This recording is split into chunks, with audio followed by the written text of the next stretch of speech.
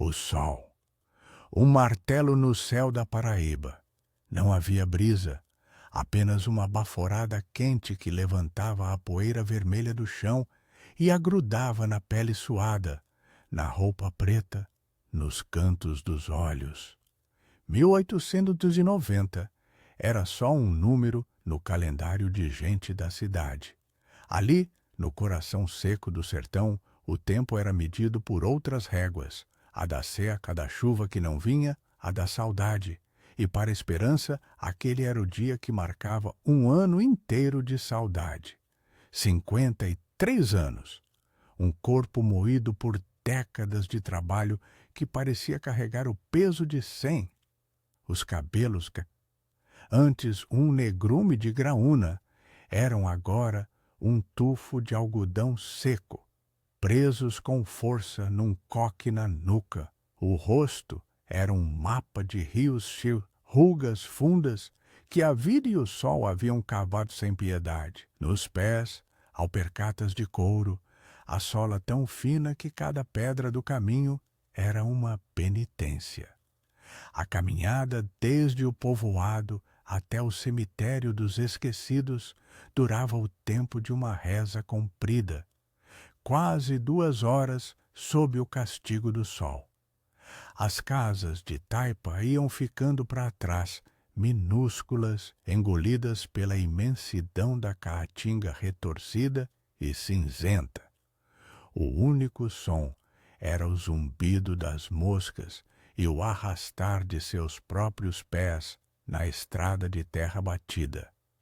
Em uma mão, um pequeno cesto de palha com uma única flor de mandácaro teimosa, que havia desabrochado no quintal. Na outra, ela segurava a cabaça de Bento. O couro da alça, ressecado pelo tempo, rangia em sua mão. A superfície da cabaça, escura e lisa de tanto uso, ainda parecia guardar o calor das mãos do marido. Era o tótem dela, a única herança de valor que ele deixara. Vazia, quase sempre vazia, como ela. Esperança parou por um instante, o fôlego curto, o peito ardendo. Levou a cabaça aos lábios, um gesto automático, mas não havia água, apenas o cheiro de couro velho e poeira. Seus dedos contornaram uma ranhura na lateral, uma marca que Bento fizera com sua faca, e o toque a levou para trás, para o dia. Não o sol, mas o calor úmido que precede a chuva, o cheiro de terra molhada, Bento voltando da lida com o gado, o gibão de couro sujo, o sorriso cansado. Ele se senta no chão da varanda, tirando as perneiras. A sede tá branca hoje, mulher. E então o grito, não um grito alto, mas um som engasgado, surpreso, ele olhando para a própria perna, onde a jararaca, rápida como um relâmpago, deixara as 2 marcas, o pânico nos olhos dele, um pânico que ela nunca vira antes no homem mais corajoso que conhecera. A correria, o torniquete improvisado, a faca para cortar o local da picada, o sangue escuro que ela tentava sugar com a própria boca desesperada, a perna inchando, ficando roxa, a febre que chegou como um demônio, queimando-o por dentro, fazendo-o delirar. Ele chamando por ela, a mão dele segurando a dela com uma força que diminuía a cada hora. E o último suspiro ao amanhecer, quando o corpo dele finalmente se entregou ao veneno.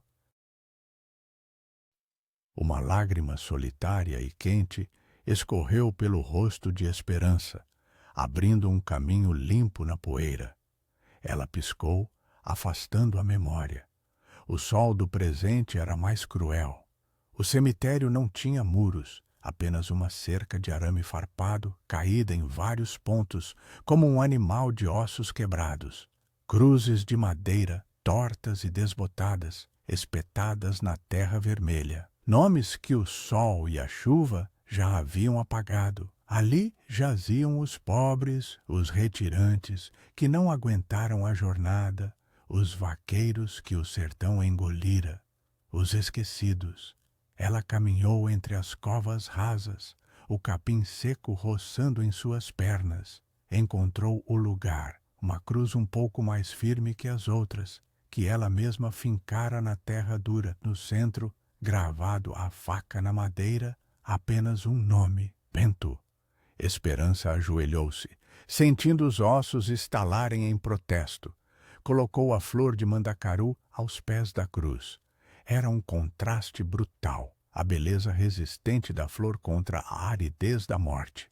Faz um ano, Bento. Sua voz saiu rouca, um sussurro que o vento quente levou embora.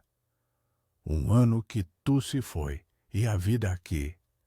A vida continua a sua murma dura, seca, vazia. Ela não chorava mais com soluços. O choro agora era para dentro, uma dor silenciosa que pesava no peito. Falou com ele sobre os dias longos, sobre o trabalho de lavar a roupa dos tropeiros, as mãos que ardiam com o sabão de cinzas, as costas que doíam ao fim do dia. Falou sobre a solidão, que era uma presença física em sua pequena casa de taipa. Sobre os filhos, que a seca levara para longe, para o sul, e de quem não tinha notícia há tanto tempo. Ficou ali, o tempo se dissolvendo no calor. O sol começou a baixar, pintando o céu desbotado com pinceladas de laranja e roxo. As sombras das cruzes se esticaram, longas e magras, como dedos de mortos. Precisava voltar antes que a noite caísse. A caatinga, à noite, não era lugar para uma mulher sozinha. Levantou-se com dificuldade, limpando a poeira do vestido. Pegou o cesto vazio e a cabaça. Foi quando ouviu um barulho, um arrastar rápido no capim seco, atrás de uma sepultura mais afastada, onde a vegetação era mais densa. Esperança congelou. O coração, que batia lento e cansado, deu um salto doloroso no peito. Seu primeiro pensamento foi de bicho. Um tatu, um preá, ou pior, uma copa. Ela prendeu a respiração, os olhos fixos no lugar de onde viera o som, a mão apertando a cabaça com força. Silêncio. Apenas o assobio do vento entre os galhos secos. Devia ser coisa da sua cabeça. O cansaço, a tristeza, estava pronta para se virar e ir embora quando o som veio de novo. Desta vez, diferente. Não era um arrastar. Era um som contido, abafado, um soluço. Não era um bicho, era gente. Tem alguém aí? Chamou ela, a voz falhando. O silêncio voltou, mais pesado, mais tenso. O medo do desconhecido era uma agulha fria em sua espinha, mas havia algo mais. Uma curiosidade que a empurrava para frente. Ela deu um passo, depois outro, contornando as covas com cuidado, os olhos semicerrados, tentando enxergar através das sombras que cresciam. E então ela viu. Atrás de uma grande pedra que um dia servira de lápide, encolhida entre duas cruzes caídas, uma forma pequena, uma figura humana. A visão a fez parar de respirar. Era uma menina. Não devia ter mais que 5 ou 6 anos. Estava sentada no chão, abraçando os joelhos com tanta força que os nós dos dedos estavam brancos. Tremia. Tremia violentamente, não de frio, pois o ar ainda era um forno, mas de puro pavor. Vestia uma camisola que um dia fora branca, agora um trapo rasgado e imundo. Os pés descalços estavam cobertos de arranhões, a poeira vermelha misturada com sangue seco. Os cabelos castanhos, um emaranhado de nós e folhas secas, caíam sobre um rosto magro e sujo, e nesse rosto, os olhos, Eram olhos enormes, escuros, que pareciam ocupar metade da face faminta, e neles, Esperança viu um terror que nenhuma criança deveria conhecer. Olhos que tinham visto o fim do mundo. Minha Nossa Senhora, sussurrou Esperança, o cesto de palha escorregando de sua mão e caindo no chão com um baque surdo. Ao som, a menina se encolheu ainda mais, como um bicho acuado prestes a levar uma pancada. Um gemido estrangulado escapou de seus lábios roxos e rachados. Esperança viu o medo paralisante da criança, e seu próprio medo se transformou em outra coisa. Uma dor profunda, uma compaixão que doía fisicamente. Calma, minha filha. Calma, disse ela, a voz saindo mais trêmula do que pretendia. Eu não vou te fazer mal. Não vou. Ela se agachou lentamente, ignorando a pontada aguda em seus joelhos. Estendeu as mãos vazias, as palmas para cima, um gesto que aprendera com Bento para acalmar um bezerro assustado. A menina a observava, a respiração curta e rápida. Como tu veio parar aqui, criatura? Perguntou Esperança, um nó se formando em sua garganta. Onde está tua mãe? Teu pai? A criança não respondeu, apenas continuou a tremer. Esperança se aproximou um pouco mais e notou os detalhes. Não era só fome e sujeira. Havia marcas, manchas escuras, arroxeadas, nos braços finos, arranhões profundos nas pernas e na testa, parcialmente escondido pelos cabelos. Um corte recente com uma crosta de sangue. Quem fez isso contigo? A pergunta saiu como um rosnado baixo, uma raiva antiga despertando dentro dela. Quem teve a coragem? A menina a olhou e, pela primeira vez, os lábios se moveram. A voz saiu tão baixa que era quase o som do vento. Ele. O sol começava a sangrar no horizonte, mergulhando o cemitério numa luz crepuscular e fantasmagórica. E ali, entre os mortos, Esperança encontrou uma vida que estava por um fio, e sentiu que sua própria vida, vazia e sem rumo, estava prestes a mudar para sempre. Ele quem? Esperança insistiu, a voz ainda um sussurro, para não assustar a criança. A menina engoliu em seco, os olhos enormes fixos nos de Esperança, como se medisse o perigo. Ele disse que se eu fugisse de novo, ele me jogava no açude. A voz quebrou num soluço seco, sem lágrimas. O choro já havia secado. O instinto falou mais alto que a razão, mais alto que a dor nas costas, mais alto que a própria miséria. Esperança avançou os últimos passos e, sem pensar, envolveu o corpinho trêmulo num abraço. A menina enrijeceu por um segundo, um feixe de ossos e medo, mas então algo dentro dela cedeu. Os braços finos se agarraram ao pescoço de Esperança com a força de quem se afoga. O rosto pequeno se enterrou no tecido puído do vestido preto, e o choro finalmente veio. Um choro convulsivo, desespero, que sacudia o corpo inteiro, um som que parecia arrancar anos de dor guardada. Esperança apenas assegurou, firme, sentindo os ossos pontudos, a pele fria, e embalou-a como fizera com seus próprios filhos décadas atrás. E suas próprias lágrimas, as que guardara por Bento, misturaram-se ao pó e a sujeira nos cabelos da criança. Ali, naquele cemitério de esquecidos, duas solidões se abraçaram. Pronto, pronto, já passou, ela murmurava, afagando os cabelos emaranhados. Ninguém vai mais te machucar, eu tô aqui. A noite caía rápido. como um pano preto sobre o sertão. Precisavam sair dali. Como tu se chama, anjo? Perguntou, afastando a menina um pouco para olhá-la. Luzia. A resposta foi quase inaudível entre soluços. Luzia, repetiu Esperança, tentando um sorriso. Eu sou Esperança, e nós vamos sair daqui agora, tá bom? Vamos para minha casa. Ela pegou sua cabaça vazia e o cesto. O caminho de volta parecia ainda mais longo. Luzia segurava sua mão com uma força surpreendente, os pezinhos descalços tropeçando nas pedras.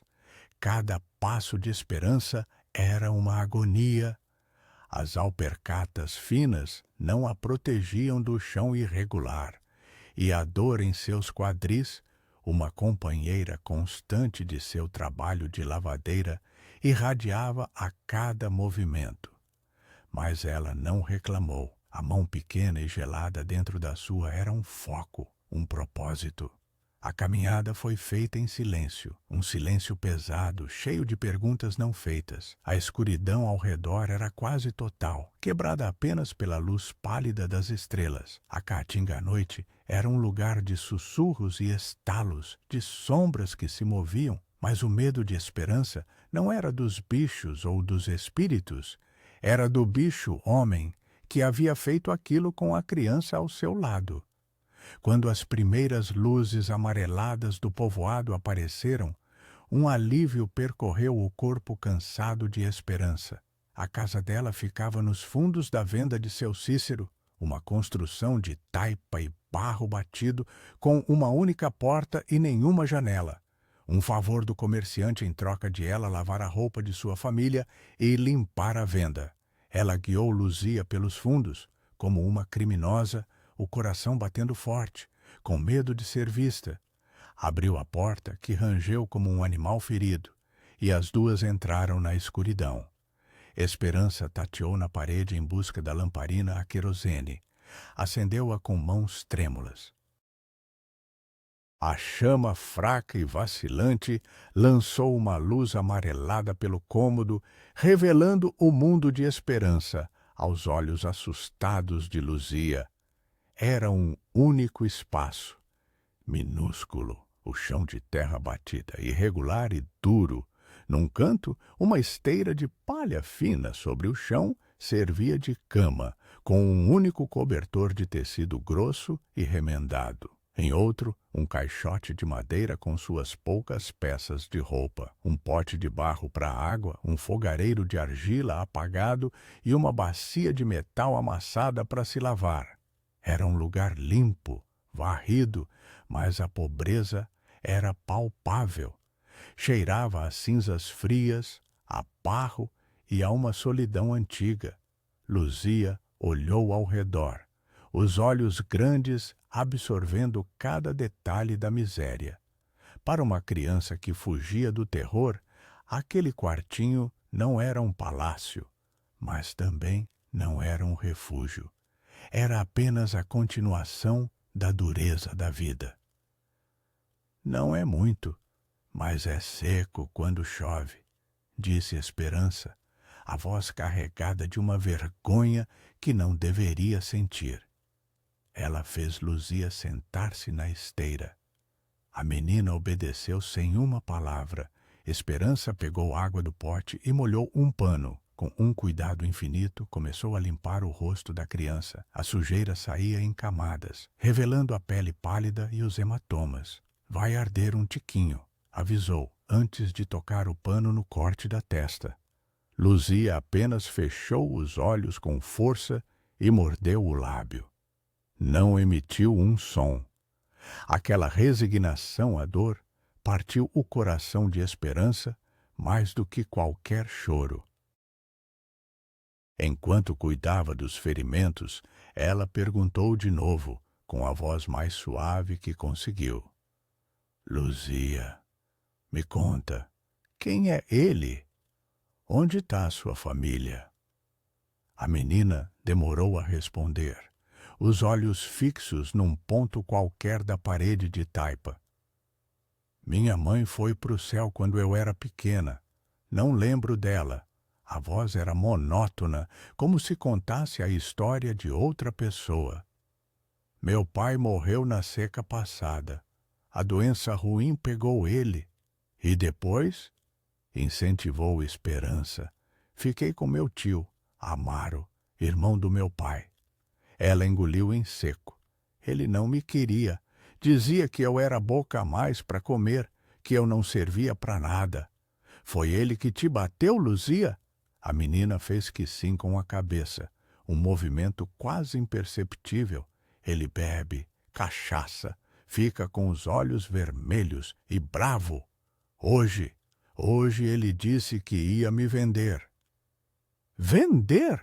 A palavra saiu engasgada da boca de Esperança. Para uns tropeiros. Disse que eles me levavam para longe para trabalhar na casa deles. Eu ouvi. Fiquei com medo. Quando ele saiu para beber na venda, eu fugi. E ele sabe que tu fugiu. Ele sempre sabe. Ele me acha, sussurrou Luzia, e o tremor voltou ao seu corpo. Ele mastiga uma raiz para esconder o cheiro da cachaça. Uma raiz amarga. Jurema. Ele diz que deixa ele mais forte. Esperança guardou aquela informação. A raiz de Jurema, o cheiro amargo. Ela terminou de limpar os ferimentos e vasculhou seu caixote. Encontrou um pedaço de pão de milho, duro de 2 dias. Era tudo o que tinha. Partiu-o ao meio e ofereceu à menina. Luzia o agarrou com as 2 mãos e o devorou com uma fome desesperada, engasgando com a secura do pão. Devagar, filha, devagar, pediu Esperança, oferecendo-lhe uma caneca com água. Enquanto a menina comia, a realidade da situação caiu sobre Esperança como uma pedra. O que ela tinha feito? Mal conseguia se sustentar. Como poderia cuidar de uma criança? Aquele pedaço de pão era seu jantar e o café da manhã seguinte. E o tio, Amaro, ele era o parente, a lei estava do lado dele. Se ele viesse procurar pela menina, ela não tinha direito nenhum. Era apenas uma viúva pobre, uma lavadeira que vivia de favor. Ele poderia arrancar Luzia de seus braços e ninguém na vila moveria um dedo para impedi-lo. A exaustão do dia, a caminhada, o choque. Tudo pesava sobre seu corpo. A dor na lombar era uma brasa acesa. Ela sentou-se no chão ao lado da esteira, as costas apoiadas na parede fria, e observou a criança terminar de comer. Quando Luzia acabou, seus olhos começaram a pesar. O corpo, depois de liberar tanta tensão, finalmente cedia ao cansaço. Deitai-te, disse Esperança, ajeitando a esteira. E a senhora? Perguntou a menina, a primeira pergunta que fazia sobre a mulher que a salvara. Eu fico aqui, vigiando. Ninguém vai entrar. Ela cobriu Luzia com seu único cobertor. A menina se encolheu, fechou os olhos e, em minutos, adormeceu. Um sono pesado, mas inquieto, pontuado por pequenos gemidos e espasmos, sonhos de um inferno particular. Esperança ficou ali, na penumbra da lamparina, ouvindo a respiração da criança. O silêncio da noite era quebrado apenas pelos grilos e pelo latido distante de um cachorro. Sua mente era um turbilhão. Trazer Luzia para cá fora um ato de compaixão, um ato de instinto. Mas agora, na calma fria da madrugada, parecia um ato de loucura. Ela não tinha nada, absolutamente nada a oferecer. Comida, segurança, um futuro. Eram palavras que não existiam em seu mundo, mas, ao olhar para o rosto adormecido, as bochechas manchadas de lágrimas secas, os hematomas escuros na pele fina, ela soube que não tinha escolha. Devolver aquela criança ao tio era o mesmo que entregá-la à morte. Deixá-la no cemitério era o mesmo que abandoná-la para os urubus. A chama da lamparina tremeluziu, ameaçando se apagar. A noite seria longa. Esperança não dormiu. Ficou sentada no chão de terra batida, as mãos calejés sobre os joelhos doloridos, vigiando o sono de uma criança que o destino jogara em seu caminho. Ela não tinha um plano, não tinha recursos, só tinha um coração que, apesar de quebrado pela perda, ainda sabia sentir a dor do outro. E naquela noite, naquela casinha de barro no fim do mundo, ela entendeu que isso teria que ser o suficiente. A primeira luz do dia filtrou-se pelas frestas da parede de taipa, cinzenta e impiedosa. Esperança não havia dormido. Cada estalo de galho, cada uivo do vento, a deixava alerta, o coração na boca, esperando a batida na porta, a voz arrastada de Amaro.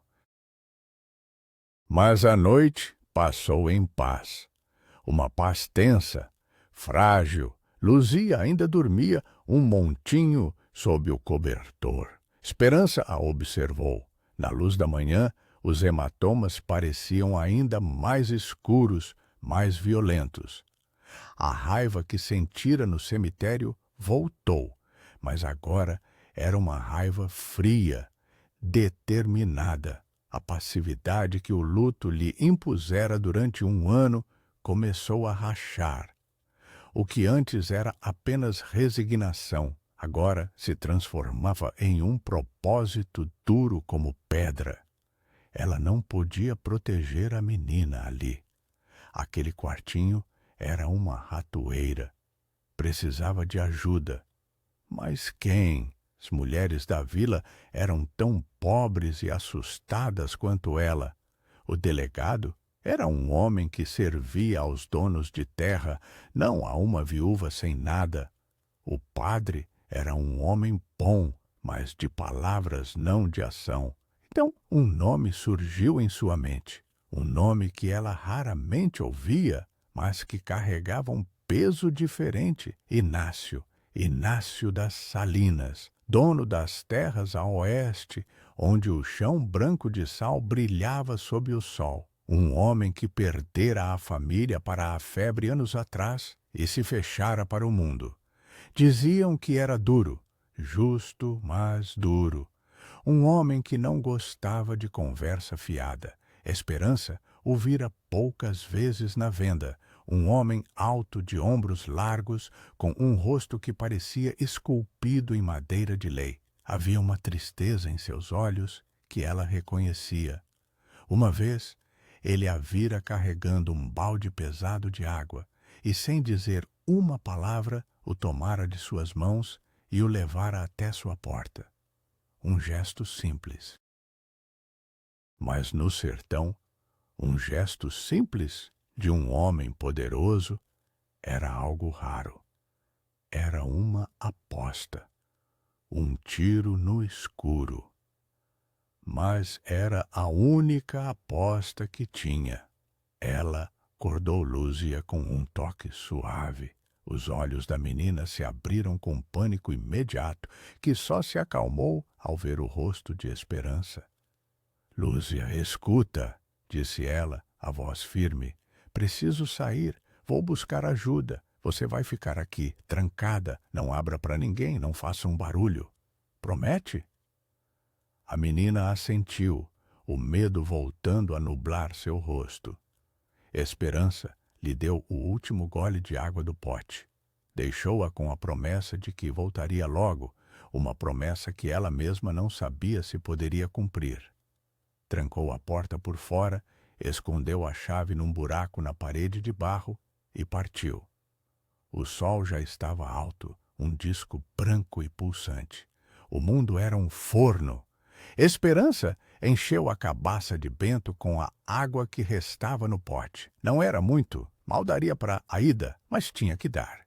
A estrada para a fazenda de Inácio era um risco no mapa da desolação. Não era a mesma estrada do cemitério.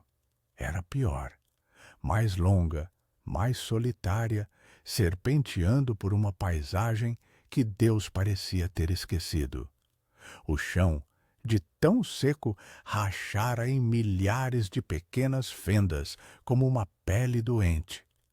A vegetação era um emaranhado de galhos cinzentos e espinhos, juremas, chiques, mandácaros esqueléticos, que apontavam para o céu como dedos desesperados. O mundo era o inimigo. Cada passo levantava uma nuvem de poeira fina que entrava em seus pulmões, arranhava sua garganta. O sol batia em sua cabeça sem trégua. Em menos de uma hora, o suor já encharcava seu vestido preto, colando-o ao corpo. A dor em seus quadris era uma tortura constante. Ela caminhava de cabeça baixa, os olhos fixos no chão para não tropeçar. O silêncio era profundo, quebrado apenas pelo zumbido agudo das cigarras, um som que parecia vir das entranhas da terra quente. De vez em quando, um calango atravessava seu caminho, rápido como um pensamento, ou o farfalhar de algo na mata seca a fazia parar, o coração aos pulos. O sertão não perdoava descuidos. Depois de quase 2 horas, a sede tornou-se uma presença física, uma garra em sua garganta. Ela parou sob a sombra rala de uma catingueira, abriu a cabaça, tomou um gole pequeno, fazendo a água morna girar na boca antes de engolir. A cabaça já estava pela metade. O medo de não ter o suficiente lutava com a necessidade de seu corpo. Ela olhou para o objeto em suas mãos, a cabaça de Bento. Ele conhecia aquela estrada. Ele a percorrera centenas de vezes, levando o gado. Ele saberia como sobreviver, mas ele não estava mais ali. A força que a movia não vinha de seus músculos cansados. Vinha da imagem do rosto de Luzia, dos olhos aterrorizados, da promessa que fizera a si mesma. Continuou. O sol do meio-dia era um castigo supremo. Não havia sombras. O ar vibrava com o calor. Sua visão começou a ficar turva nas bordas.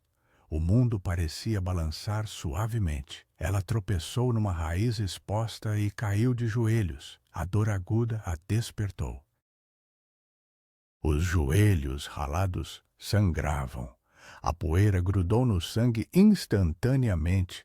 Ela ficou ali, ofegante por um longo momento.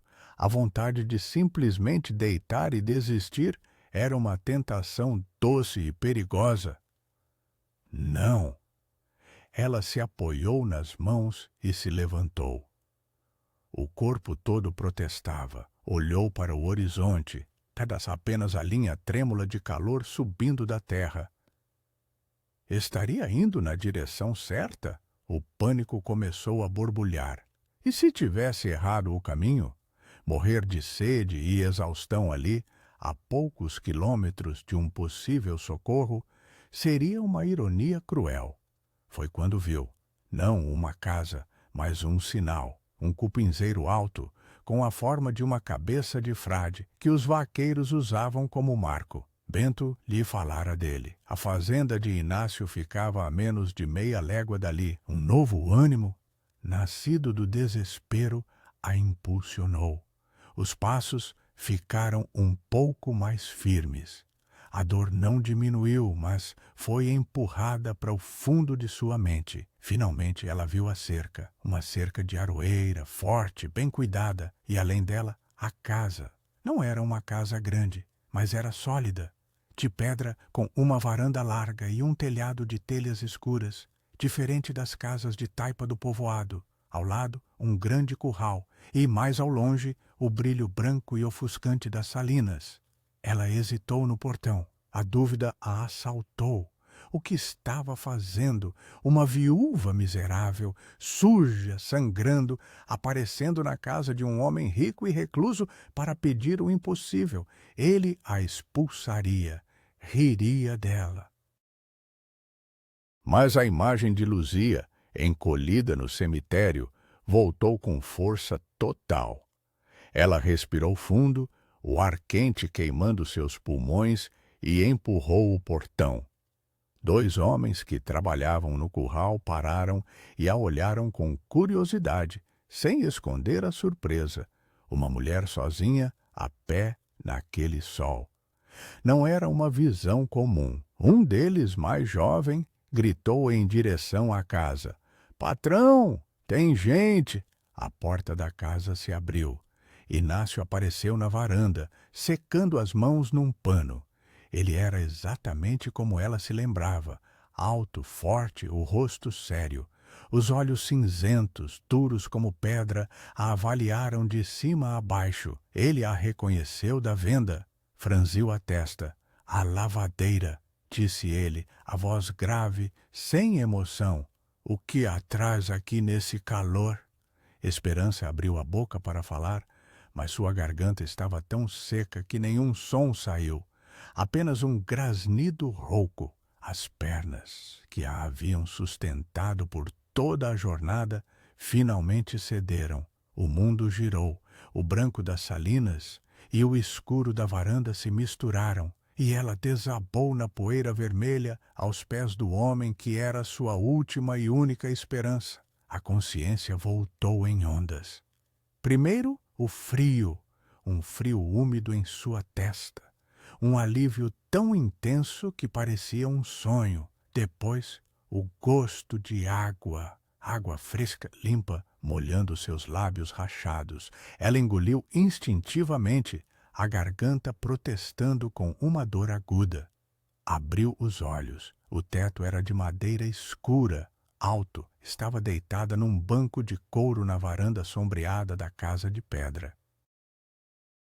A cabeça apoiada em algo macio, Inácio estava agachado ao seu lado, um pano molhado na mão, uma caneca de metal na outra. Os olhos dele, antes duros como pedra, agora tinham uma expressão indecifrável. Não era pena, era atenção. Uma atenção focada, quase severa. Beba devagar, disse ele, a voz grave. Não era uma sugestão, era uma ordem. Esperança obedeceu. Sentou-se com dificuldade, o corpo todo gritando de dor. O mundo ainda balançava um pouco. Ela bebeu mais um gole, a água descendo como uma bênção. Obrigada, seu Inácio, murmurou. Ele se levantou, cruzando os braços largos sobre o peito. A postura era de quem erguia um muro.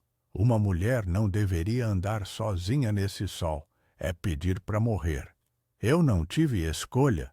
Sempre se tem escolha, retrucou ele, a voz cortante. Fale. O que atrás aqui, importunando meu sossego. As palavras eram duras, mas Esperança viu algo mais. Uma rigidez defensiva. Aquele homem não era cruel, era ferido, e usava a aspereza como um gibão de couro para se proteger. Ela precisava atravessar aquela armadura, respirou fundo, buscando a força que a levara até ali, e contou. As palavras saíram atropeladas no início, depois mais calmas, mais firmes. Contou sobre a visita ao túmulo de Bento, sobre o barulho no capim, sobre encontrar Luzia. Descreveu a menina, o medo nos olhos, a fome, as marcas. Contou a história do tio Amaro, da cachaça, da raiz de Jurema, da ameaça de vendê-la. Contou sobre a noite em claro, sobre o pavor de que o homem viesse buscá-la. Inácio ouviu em silêncio absoluto, o rosto, uma máscara de pedra. Nenhuma expressão, nenhum movimento, apenas os olhos cinzentos fixos nela, pesando cada palavra. Os 2 peões, que haviam se aproximado, escutavam a uma distância respeitosa, a curiosidade estampada em seus rostos. Quando Esperança terminou, o silêncio que se seguiu foi pesado, denso como o mormaço da tarde. O único som era o zumbido das moscas. Um tio tem direito sobre a sobrinha órfã, disse Inácio finalmente. A voz era fria, factual. Era a resposta que ela mais temia, a lei, Que direito é esse que deixa marcas de pancada no corpo de uma criança? Rebateu Esperança, a voz subindo, carregada de desespero e raiva. Que direito é esse que a faz tremer de medo ao ouvir um barulho?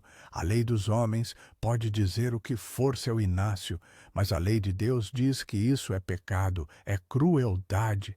A lei de Deus não vale muito no tribunal do juiz, disse ele, o olhar se desviando dela pela primeira vez, pousando no horizonte branco das salinas. Então não me resta nada, disse Esperança, a voz quebrando. As lágrimas que segurara por tanto tempo ameaçaram transbordar. Ela se sentiu uma tola. Gastara suas últimas forças numa jornada inútil. Desculpe o incômodo, eu já vou. Ela tentou se levantar, mas o corpo se recusou a obedecer. Uma tontura forte a fez cair sentada no banco novamente, derrotada. Inácio a observou, e por um instante a máscara em seu rosto rachou. Seus dedos, grossos e calejados pelo trabalho, tamborilaram nervosamente em seu braço. Um tique! Um sinal de agitação interior.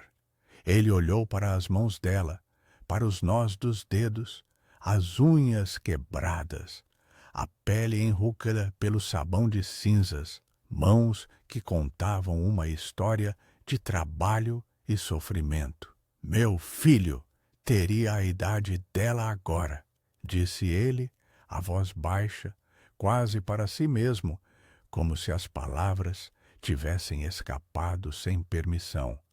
Esperança prendeu a respiração. A febre o levou, ele e a mãe, continuou Inácio, os olhos ainda perdidos na paisagem. Ele tinha 6 anos, cabelos castanhos, como os da menina que a senhora descreveu, tinha medo de escuro e de trovão. Ele fez uma pausa, engolindo em seco, a garganta se movendo visivelmente.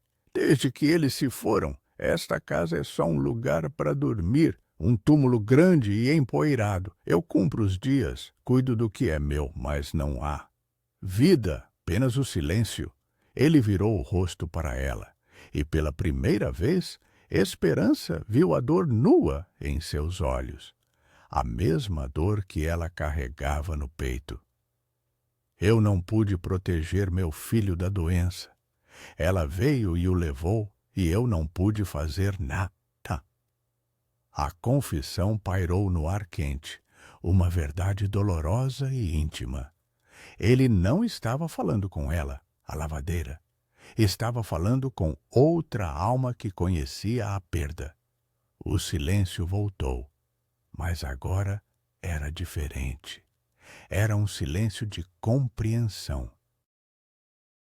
Inácio olhou para os 2 peões, que desviavam o olhar, constrangidos por testemunhar aquele momento de fraqueza do patrão. Joaquim! Chamou ele, a voz voltando a ser firme. Comandante. Sê-lhe 2 cavalos, o meu e a égua baia. Rápido! O peão correu para obedecer sem questionar. Esperança olhou para Inácio, o coração disparando com uma esperança frágil e aterrorizante. Seu Inácio!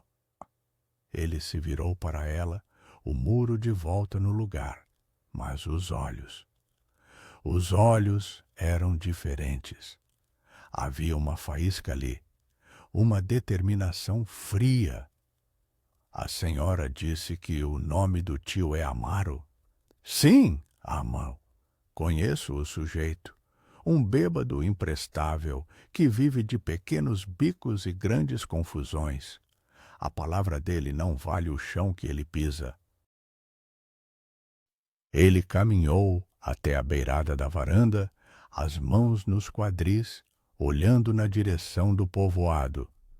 Mas ele é parente, e a gente da vila não gosta de se meter em briga de família. Se eu trouxer a menina para cá, estou comprando a briga dele. Estou colocando minha reputação em jogo. Ele se virou e a encarou. A senhora entende isso? Entende o problema que está me trazendo? Eu entendo, respondeu Esperança, a voz firme. Mas o problema maior é uma criança apanhando até quase morrer. Um sorriso mínimo, quase imperceptível, tocou os lábios de Inácio. Um brilho de respeito em seus olhos. A senhora tem mais coragem do que muito homem que conheço, disse ele. Joaquim voltou com os cavalos selados. A égua baia era mansa, um animal para mulher. A senhora consegue montar? Perguntou Inácio. Eu me criei em cima de um cavalo, ajudando meu pai, respondeu ela, um pingo do antigo orgulho em sua voz. Bom! Ele desceu os degraus e montou em seu cavalo alazão, um animal grande e forte como o dono. De cima, ele olhou para ela. Vamos buscar a menina. Ela pode ficar aqui. Tem espaço, tem comida, e se Amaro vier procurá-la. Ele fez uma pausa, a mão pousando casualmente sobre o cabo do facão que levava na sela. Ele vai ter que conversar comigo primeiro. Esperança sentiu as lágrimas finalmente escorrerem, mas não eram de desespero, eram de gratidão. Com a ajuda de Joaquim, ela montou na égua, o corpo protestando, mas o espírito renovado. E a senhora? Perguntou Inácio, enquanto saíam pelo portão. Depois que pegarmos a menina, o que vai ser da senhora? Não pode voltar para aquele quartinho. Amaro vai descontar sua raiva em quem estiver mais perto. Eu não pensei nisso, confessou ela. Eu só pensei em salvar Luzia. Inácio cavalgou em silêncio por um tempo, o rosto pensativo. A casa é grande. Vaze, minha última cozinheira, foi embora há meses. Disse que o lugar era triste demais. Se a senhora aceitar, tem trabalho, comida, um teto e pode ficar perto da menina. A oferta a deixou sem palavras. Trabalho, um tal segurança. Era mais do que ousara sonhar em um ano inteiro de viúva. Eu aceito, seu Inácio. Deus lhe pague. Não misture Deus nisso, disse ele, a voz fia como sempre. Isso é entre nós. E o diabo que carregue Amaro. Eles cavalgaram lado a lado, de volta pelo caminho que ela percorrera sozinha e desesperada. O sol já começava a baixar, e a jornada de volta, embora seu corpo estivesse exausto, parecia infinitamente mais leve. Ela não estava mais sozinha em sua luta. Chegaram aos fundos da venda de seu Cícero com a discrição de caçadores. O sol poente lançava sombras longas e avermelhadas sobre o povoado silencioso. Inácio ficou com os cavalos, uma figura imponente e vigilante, enquanto Esperança desceu, as pernas bambas, e correu até a porta de sua antiga vida. Destrancou a porta e entrou. O quartinho estava abafado, mergulhado na penumbra. Luzia estava exatamente onde a deixara, encolhida na esteira, os olhos arregalados de medo pelo som da chave. Sou eu, Luzia, disse Esperança, a voz um sussurro urgente. Vim te buscar. Vamos embora daqui? Para onde? A voz da menina era um fio. Para um lugar seguro. Esperança não perdeu tempo. Juntou suas poucas coisas num pano, 2 mudas de roupa, uma imagem de santo, a cabaça de Bento. Não havia mais nada. Pegou Luzia pela mão e saíram. Quando Luzia viu Inácio, grande e sério, montado no cavalo alazão, ela recuou instintivamente, tentando se esconder atrás de Esperança. Homens grandes, na sua curta experiência, significavam perigo. Este é seu Inácio, Luzia, disse Esperança, apertando a mãozinha dela. Ele vai nos ajudar, ele é bom. Inácio desmontou. Moveu-se devagar, sem gestos bruscos. Agachou-se para ficar na altura da criança, um gesto de respeito que não passou despercebido por Esperança. Seus olhos cinzentos, que podiam ser tão duros, agora tinham uma suavidade contida. "Olá, Luzia", disse ele, a voz grave surpreendentemente gentil. "Sei que está com medo, mas não precisa ter medo de mim. Você e Dona Esperança virão comigo. Vou cuidar de vocês." Luzia olhou para a Esperança, buscando confirmação. Esperança assentiu, sorrindo para encorajá-la. Lentamente, a menina relaxou a mão. Inácio a levantou com uma facilidade impressionante e a colocou na sela, na sua frente. Depois montou, segurando-a com um braço firme. Saíram do povoado como fantasmas, tomando uma trilha que contornava as casas, evitando a rua principal. Ninguém os viu, ou assim esperavam. A viagem de volta à fazenda foi diferente. A noite caía, trazendo um ar mais fresco. Luzia, aninhada contra o peito largo de Inácio, começou a relaxar. O balanço do cavalo, o calor do corpo que a protegia e talvez a primeira sensação de segurança em meses fizeram seus olhos pesarem. Ela adormeceu antes mesmo de chegarem, a cabeça tombada sobre o ombro do homem que mal conhecia. Esperança, cavalgando ao lado, observou a cena. Um homem endurecido pela perda e uma criança aterrorizada pelo mundo, encontrando um consolo silencioso um no outro. Algo se aqueceu em seu peito. A casa de pedra, à noite, parecia ainda maior, uma fortaleza silenciosa sob as estrelas. Inácio desceu com cuidado, segurando Luzia adormecida, e a entregou à Esperança. "Vou mostrar o quarto de vocês", disse ele, acendendo uma lamparina na varanda. O interior da casa era o retrato do abandono. Os móveis eram de madeira escura, feitos para durar gerações, mas uma camada de poeira cobria tudo. O chão de tábuas largas estava opaco e manchado. Teias de aranha se acumulavam nos cantos altos. O ar era pesado com cheiro de madeira velha, de poeira e de solidão. Era uma casa que há muito tempo não ouvia risos. Era a casa de um homem que apenas existia, não vivia. Inácio abriu uma porta no corredor. Este era o quarto de hóspedes. Podem ficar aqui. O quarto era espaçoso, com uma cama de casal de ferro, uma cômoda e uma janela que dava para o quintal escuro. Comparado ao quartinho de taipa, era um palácio. Esperança deitou Luzia na cama. A menina nem se mexeu, entregue à exaustão. "Tem água na jarra. A cozinha é no fim do corredor", informou Inácio, parado na porta, parecendo subitamente desconfortável dentro de sua própria casa. "Fique à vontade, vou ver os animais." E saiu, deixando-as sozinhas no silêncio da casa grande. Naquela noite, Esperança mal dormiu. Deitou-se ao lado de Luzia, atenta a cada ranhido das tábuas, a cada som noturno. Sentia-se uma estranha, uma invasor naquele santuário de dor masculina, mas, ao sentir a respiração regular da criança ao seu lado, soube que fizera a coisa certa.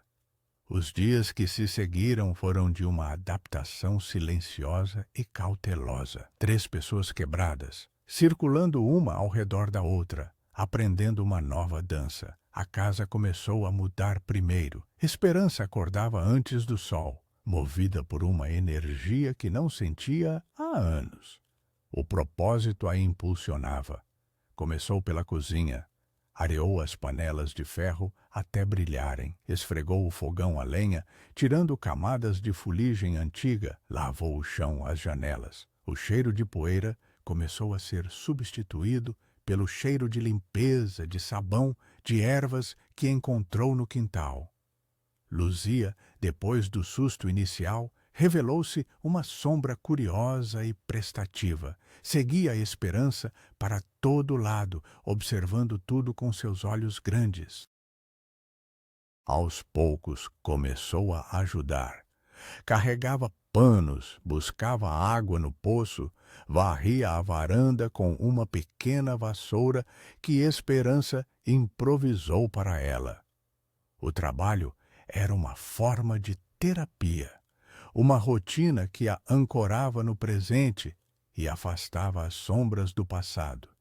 Inácio observava tudo à distância.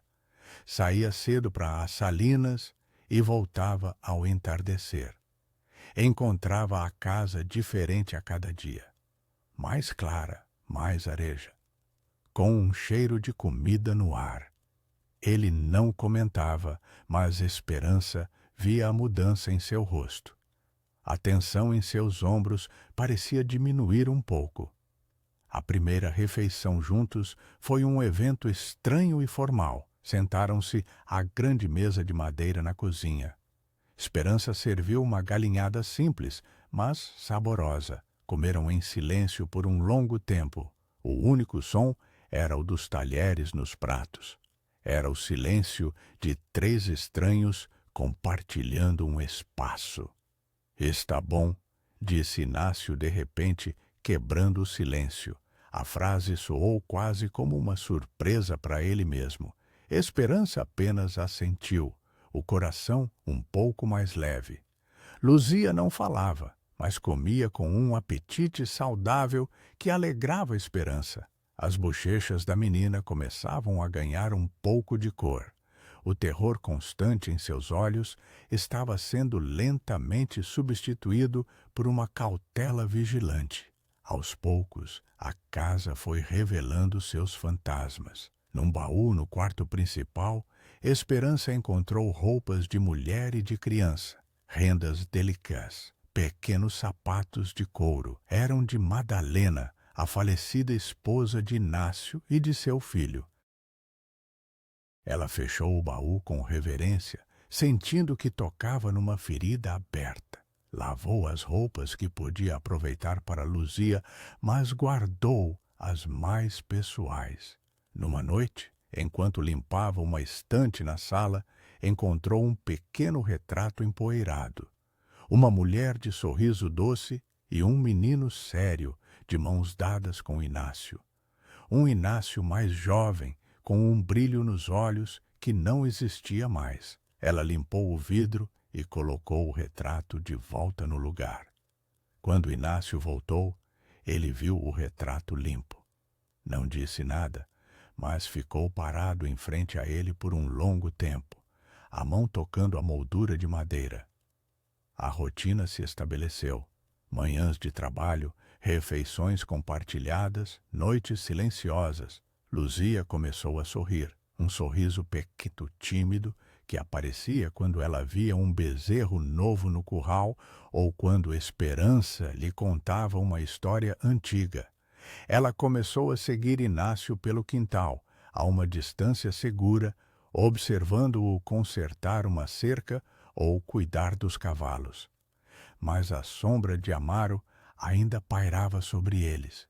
Toda vez que um cavaleiro se aproximava da fazenda, o coração de Esperança gelava. Luzia se escondia, Inácio ficava mais alerta, a mão sempre perto do facão. A segurança que sentiam era frágil, uma bolha que podia estourar a qualquer momento. Eles haviam encontrado um refúgio, mas a guerra ainda não havia sido vencida. Eram uma família improvisada, unida não por sangue, mas pela necessidade e por um inimigo em comum.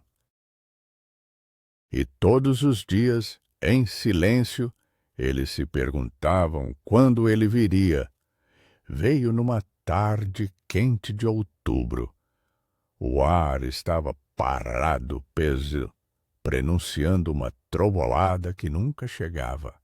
Esperança estava no quintal com Luzia, ensinando-a a debulhar feijão quando ouviram o som inconfundível de cascos na estrada de terra. mais de um cavalo.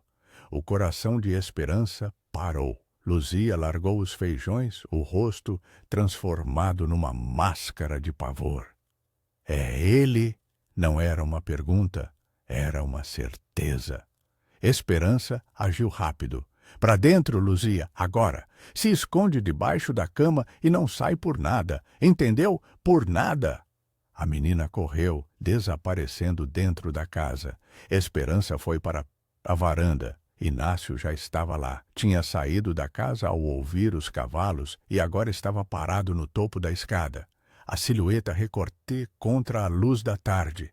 A espingarda de caça, que normalmente ficava na parede da sala, estava apoiada casualmente ao lado da porta, ao alcance da mão. 2 cavaleiros surgiram no fim da estrada. Um era o cabo Antero, o representante da lei no povoado, um homem de meia-idade com um bigode farto e uma expressão permanentemente cansada. O outro era Amaro.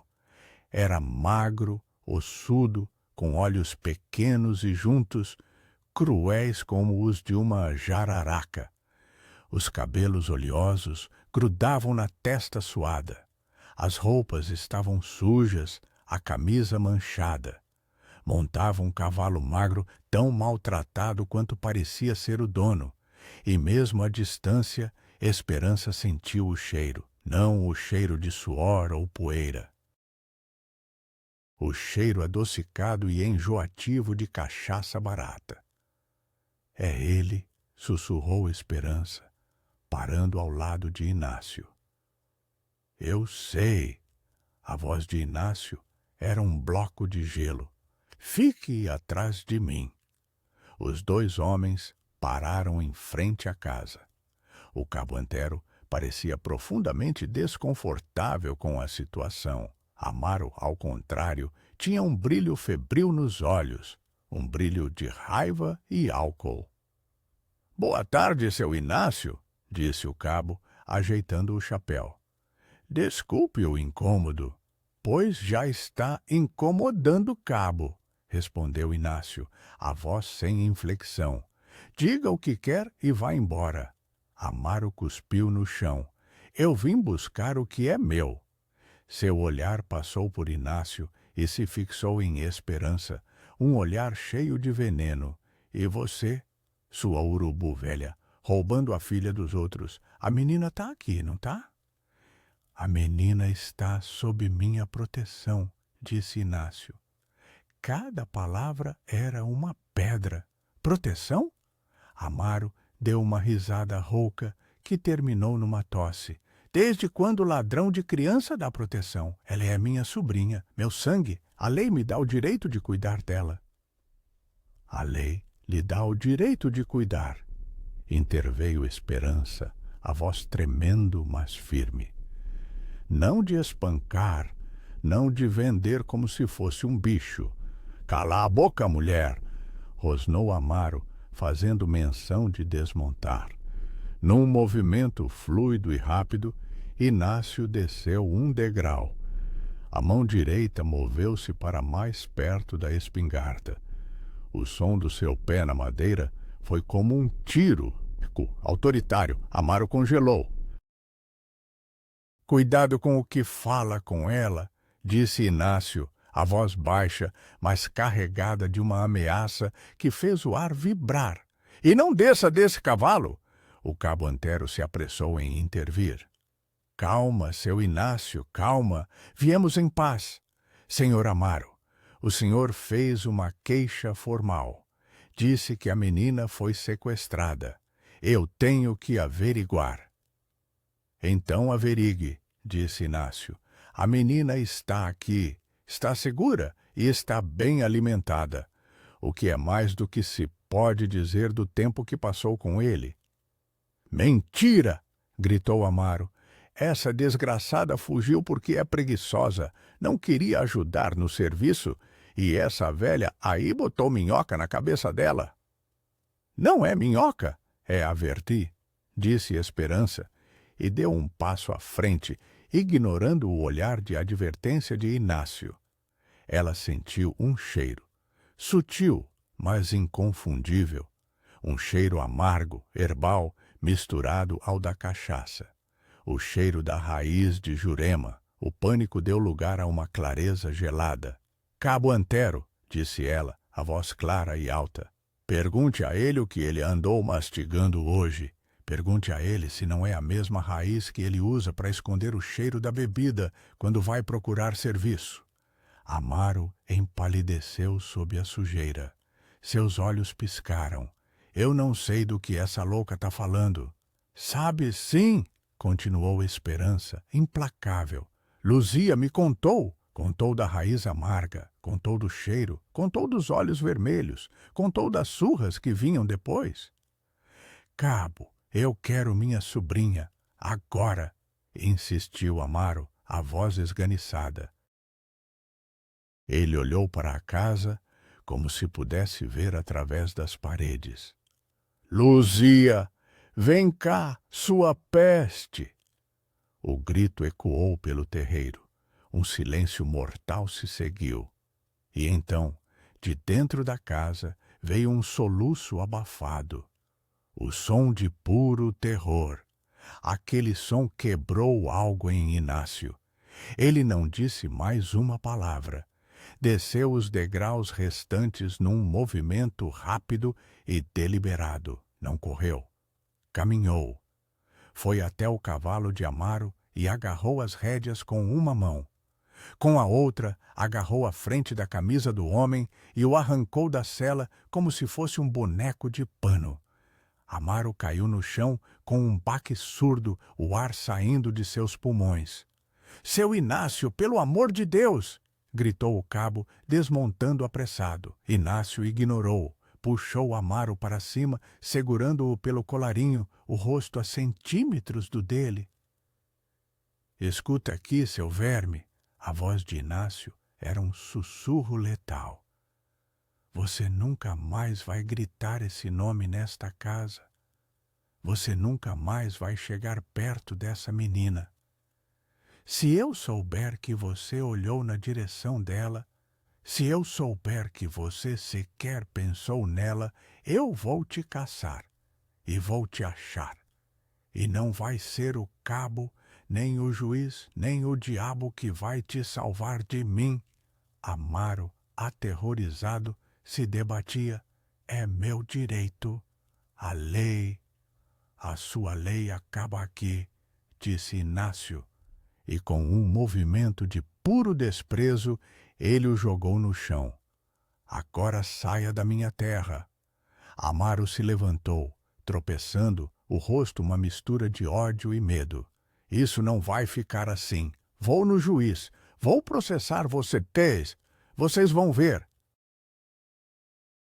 Ele montou em seu cavalo com dificuldade e partiu em disparada, levantando uma nuvem de poeira. O cabo Antero ficou, o rosto pálido. Seu Inácio, o senhor não devia ter feito isso. Ele tem direitos. Ele vai levar isso ao juiz da comarca. Ótimo, respondeu Inácio, limpando a poeira das mãos. É exatamente o que eu quero. Leve isso ao juiz. Diga a ele que Sebastião Rodrigues da Costa, dono destas salinas, assume a guarda de Luzia de Souza, e que se Amaro a quiser de volta, terá que provar em juízo que é mais homem que um bêbado que bate em criança. O cabo engoliu em seco. Enfrentar a fúria de um bêbado era uma coisa. Desafiar a vontade de Inácio, um dos homens mais respeados e teimosos da região, era outra bem diferente. Vou fazer meu relatório, seu Inácio, disse ele, montando. Vou escrever o que vi. A menina está bem cuidada e o tio estava embriagado. Escreva a verdade, cabo. É só o que peço. O cabo partiu, deixando-os sozinhos no silêncio tenso. O confronto havia acabado. Por enquanto. Esperança correu para dentro. Encontrou Luzia debaixo da cama, tremendo tanto que os dentes batiam. Ela a puxou para fora, abraçando-a com força. Acabou, meu anjo, acabou. Ele já foi. Inácio entrou na casa, pegou a espingarda e a colocou de volta na parede. Suas mãos tremiam levemente. A fúria havia passado, deixando um cansaço pesado em seu lugar. Ele olhou para as duas, abraçadas no meio da sala. Luzia, por cima do ombro de Esperança, olhou para ele. O medo em seus olhos começou a se dissipar, substituído por outra coisa. Algo que parecia admiração e gratidão. Inácio apenas assentiu com a cabeça, um gesto curto. Depois se virou e foi para a varanda, olhar o horizonte. A batalha havia sido vencida, mas a guerra de papel e leis, estava apenas começando. A poeira baixou, mas a tensão permaneceu, pairando sobre a fazenda como o calor imóvel antes da chuva. A vida, nos dias que se seguiram, adquiriu um ritmo de espera, uma espera nervosa que se infiltrava nas tarefas diárias, no sabor da comida, no silêncio entre as palavras. A notícia do confronto se espalhou pelo povoado como fogo em capim seco. Quando Esperança precisou ir à venda de seu Cícero comprar querosene e sal, sentiu o peso dos olhares. As mulheres paravam de conversar quando ela se aproximava, virando-se para cochichar assim que ela passava. Alguns olhares eram de curiosidade, outros de reprovação. Se meter em briga de família, ouviu uma delas sussurrar. Essa viúva arrumou sarna para se coçar. Ela aprendeu a andar de cabeça erguida, o rosto impassível, fingindo não ouvir, não ver. Mas cada olhar, cada cochicho, era uma pequena pedra atirada contra a frágil muralha de esperança que construíam na fazenda. O mundo exterior, com suas regras e seus julgamentos, tentava invadir o santuário deles. Inácio também sentiu a pressão. Homens que antes o cumprimentavam com respeito, agora o faziam com uma formalidade cautelosa. Ele se tornara um assunto. O viúvo recluso, que abrigara a lavadeira e uma menina fugitiva, comprou a briga de um Zé Ninguém como Amaro. Para alguns era um ato de nobreza, para outros de loucura. A reputação de Inácio, construída sobre anos de seriedade e distância, estava sendo posta à prova. Em casa, o silêncio era diferente. Não era mais o silêncio de 3 estranhos. Era o silêncio de 3 soldados na mesma trincheira, ouvindo o som distante da artilharia inimiga. Eles falavam pouco sobre o assunto, mas ele estava sempre presente, na maneira como Inácio limpava sua espingarda toda noite, na forma como Esperança olhava para a estrada a cada som de cascos, e no sono de Luzia, que voltou a ser agitado por pesadelos. Uma semana depois do confronto, uma intimação oficial chegou, trazida por um soldado da comarca vizinha, onde ficava o juiz. Amaro Rodrigues de Souza entrava na justiça contra Sebastião Rodrigues da Costa pela guarda de sua sobrinha, Luzia de Souza. Uma audiência foi marcada para dali a um mês. 30 dias de incerteza. A notícia caiu como uma sentença. A lei, cega e fria, iria decidir. Não o coração, não a compaixão, não as marcas no corpo de uma criança, apenas o que estava escrito no papel. Naquela noite, a atmosfera na casa era quase irrespirável. Depois que Luzia adormeceu, Esperança encontrou Inácio na varanda, sentado na escuridão, olhando para o nada. Ele pode ganhar, não pode? Perguntou ela, a voz baixa. Ele é o sangue, a lei da preferência. Inácio demorou a responder. O cigarro de palha em seus dedos brilhava como um vagalume na escuridão. Pode, juiz é homem, e homem erra. E o que a gente faz? A gente luta, disse ele simplesmente. Fiz uma promessa a mim mesmo quando joguei aquele verme no chão. Eu não volto atrás. A visita do padre Anselmo aconteceu no domingo seguinte. Ele chegou em sua mula, um homem idoso, de cabelos brancos e olhos azuis, que pareciam ver através das pessoas. Era o padre da paróquia, que abrangia toda a região, respeitado por todos, inclusive por Inácio, que não era homem de frequentar a igreja. Inácio o recebeu na varanda. Esperança serviu café. O padre pediu para ver a menina. Luzia, que era tímida com estranhos, pareceu se sentir à vontade com o velho padre.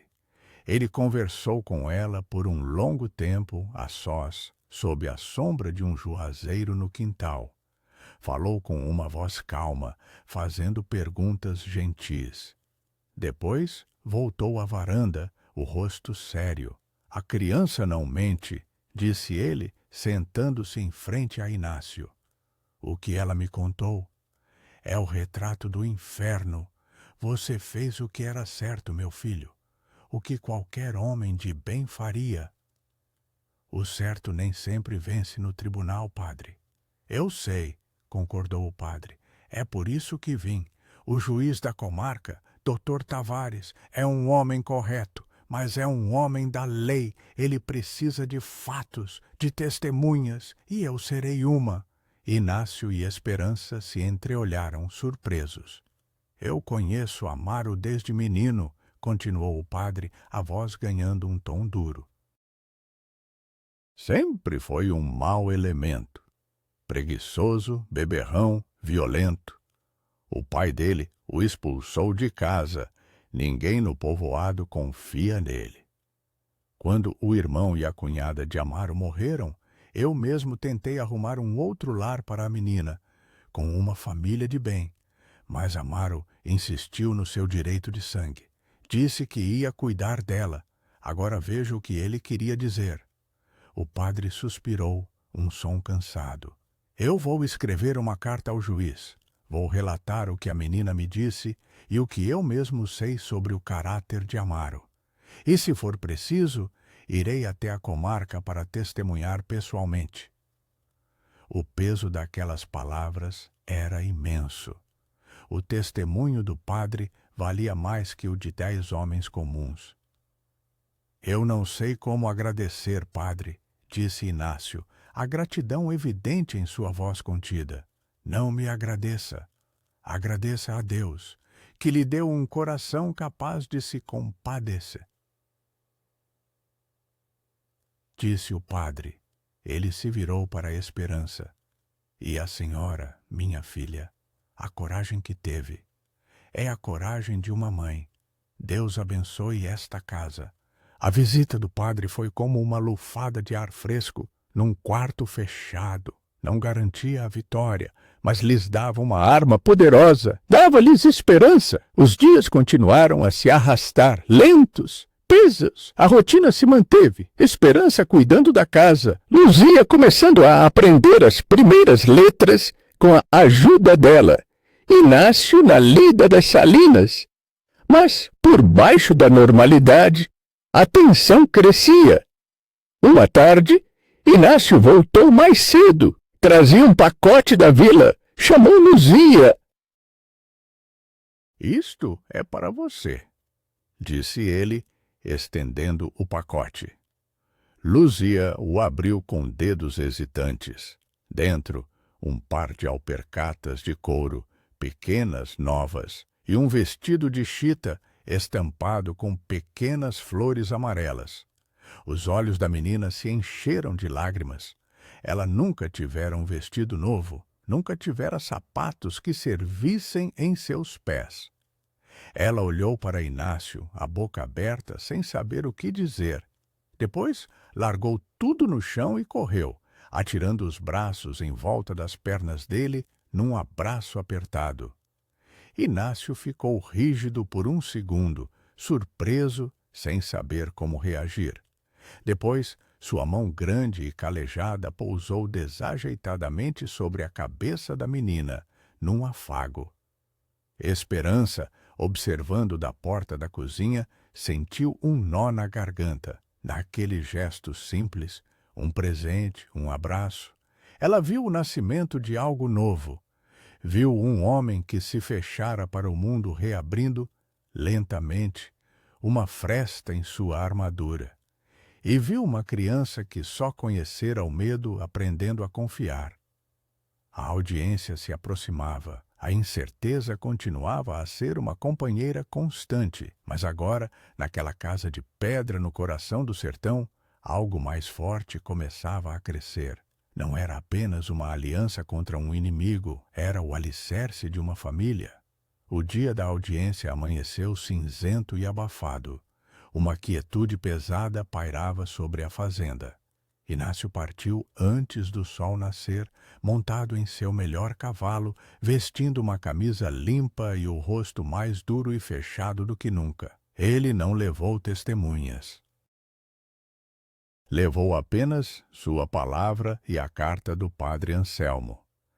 Esperança e Luzia ficaram na varanda, observando-o desaparecer na estrada, uma figura solitária cavalgando em direção ao seu destino, que era também o delas.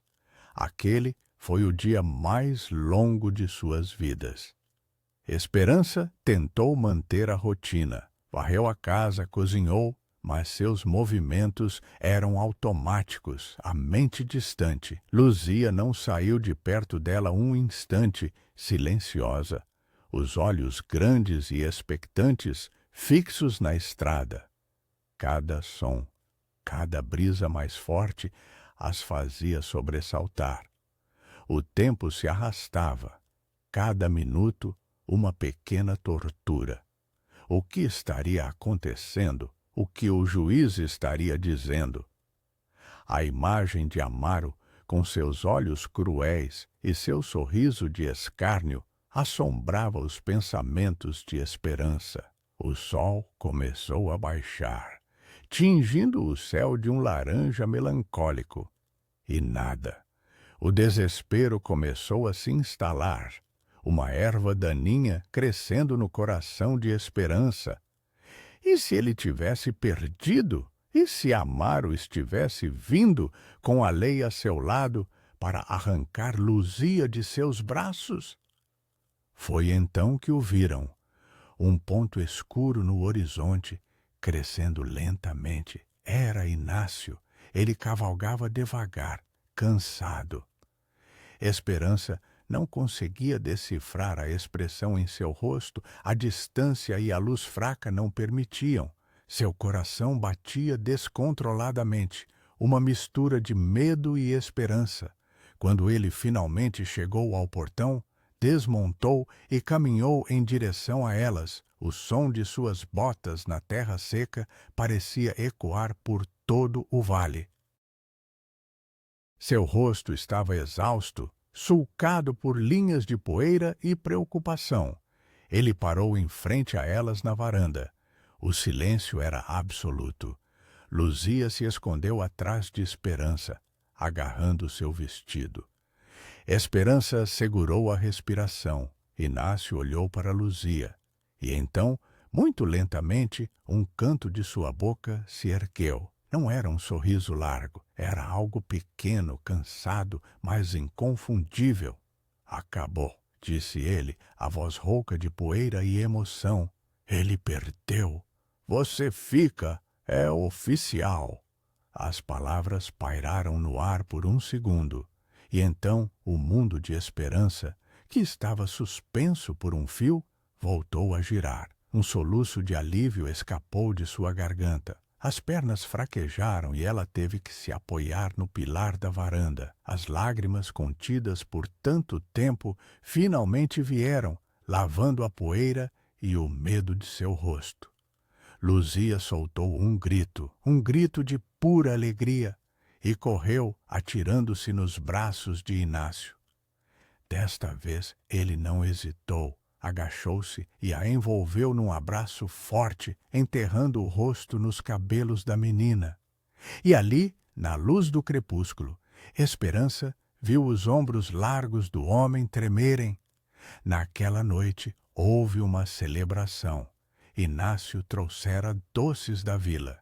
Esperança assou um frango, comeram na mesa da cozinha, a lamparina lançando um brilho dourado sobre seus rostos. Pela primeira vez, sentiram-se verdadeiramente como uma família forjada no medo, na coragem e na teimosia. Mais tarde, depois que Luzia, exausta e feliz, adormeceu em sua cama, Inácio chamou Esperança para a varanda. A noite estava fresca, o céu limpo e cravejado de estrelas. Os grilos cantavam. Sentaram-se em silêncio por um longo tempo, lado a lado, no banco de couro. Esperança, disse ele finalmente. Havia uma hesitação em sua voz que ela nunca ouvira antes.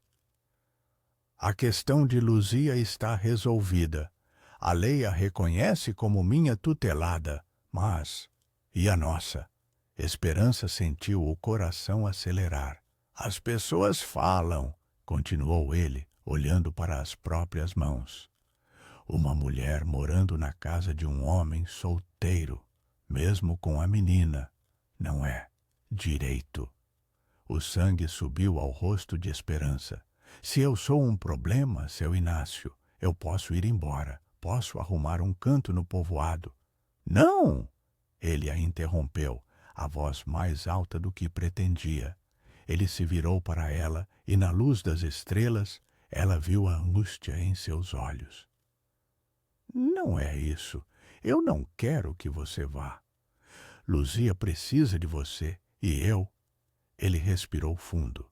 Esta casa estava morta, Esperança. Era um túmulo. Você chegou e trouxe limpeza, trouxe cheiro de comida, trouxe vida e trouxe Luzia e eu.